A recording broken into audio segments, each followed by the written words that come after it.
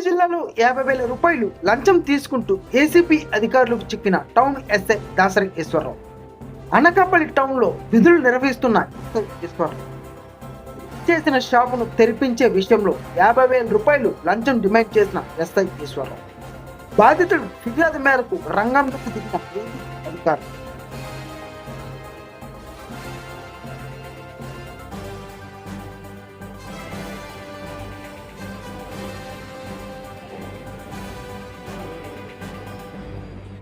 ఈ కేసులో ఫిర్యాదుదారుడైన రామలింగ జగ్గప్పారావు గారు నిందిత వాస్తవ్యులు. ఆయనకి అనకాపల్లిలో ఒక షాపు కలదు. అది ఈ మధ్యకాలంలో ఖాళీ అవటం వలన ఆయన రిపేర్లు చేయించి రెంట్కి పెట్టారు. అయితే ఈ సంవత్సరం మే నెలలో కొంతమంది వ్యక్తులు వచ్చి ఆ ఇల్లు అద్దెకి కావాలని చెప్తే ఆయన కొంత అడ్వాన్స్గా తీసుకొని వాళ్ళకి ఆ షాప్ కీస్ హ్యాండ్ ఓవర్ చేశారు. చేసిన తర్వాత జూలై నెల 16వ తారీఖున ఆ షాప్కి పక్కనే ఒక జ్యువెలరీ షాప్ ఉన్నది.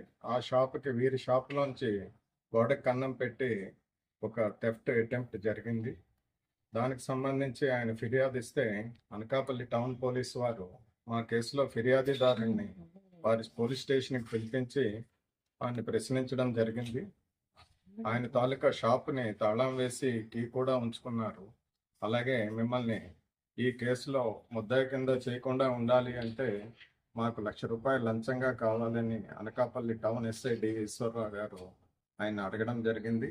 ఆయన బతిమాలిన తర్వాత ఆ 50,000 కింద దాన్ని డిమాండ్ని తగ్గించారు. ఆయన మాకు కంప్లైంట్ ఇవ్వడం జరిగింది నిన్న ఉదయం వచ్చి. మేము దాని మీద దర్యాప్తు చేసి ఈరోజు మధ్యాహ్నం 2 గంటల సమయంలో Anakapalli town SI D Eswara Rao గారు వారి ఇంట్లో 50,000 రూపాయలు కూడా లంచం తీసుకుంటుండగా వారిని రెడ్ హ్యాండెడ్గా పట్టుకోవడం జరిగింది.